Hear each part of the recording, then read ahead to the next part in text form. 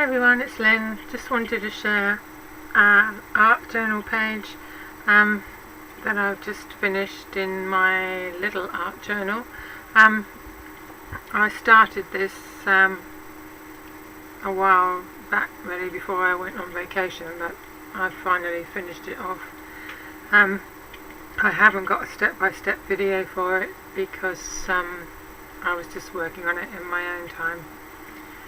But I just thought I'd share it with you and just sort of point out a few of the techniques that I used on it.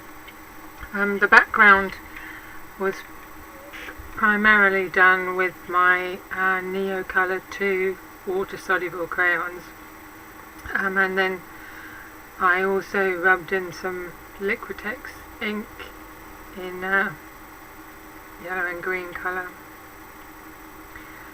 Just to give it a bit more cohesion. Here I've used the reverse chicken wire mask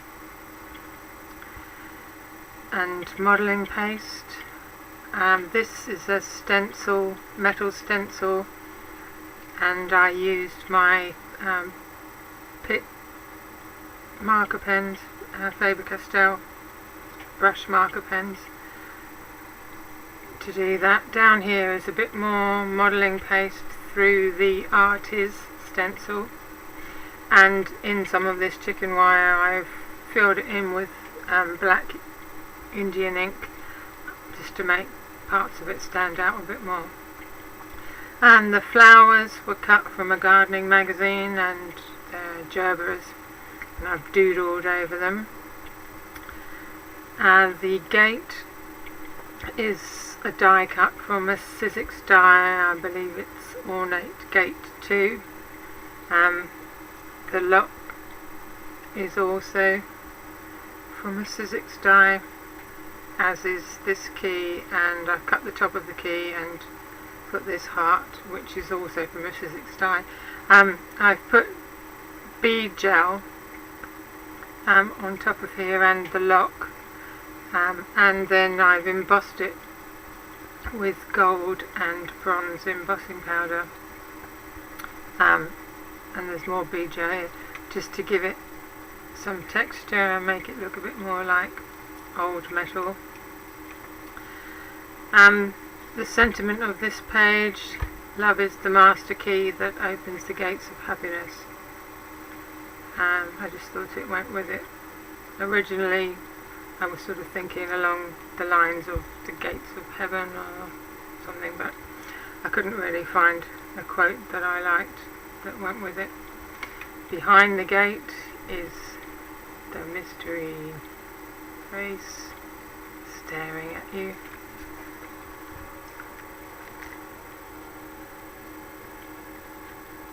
Through the gates could be St. Peter, waiting to admit you and ask you whether you've done anything bad in your life. I hope he doesn't ask too many questions when I get there. I'm just thinking about what else I can say about it, really. As usual, it's much more vibrant in real life, so I'll post some photos. So you can see it better. My makeshift easel here, my mouse mat. So that's that. I hope you like it. I've got a couple of other little items to show you before I go, so I'll take that away, post the photos.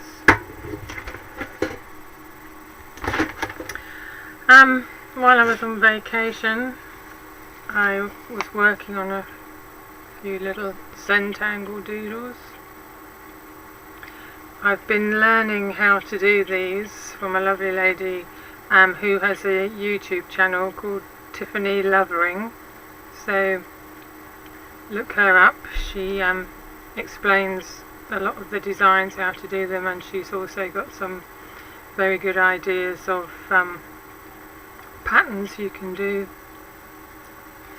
and this is another one I did, a butterfly. So that kept me amused for a while when I got bored watching the waves coming in and out.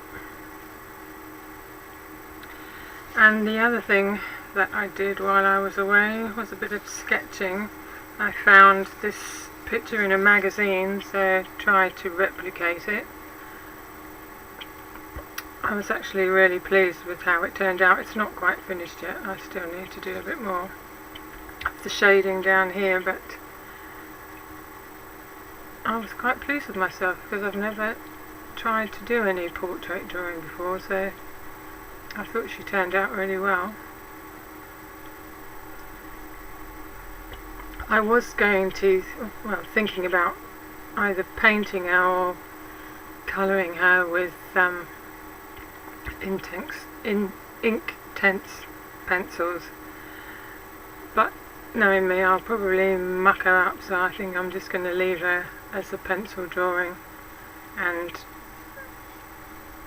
this was actually in a page that I intend to incorporate in a journal, so I think that's what I'll do with her in the end.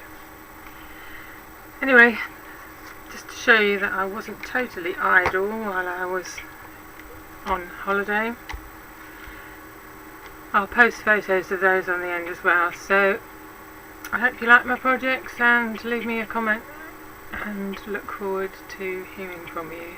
Thanks a lot everyone, bye.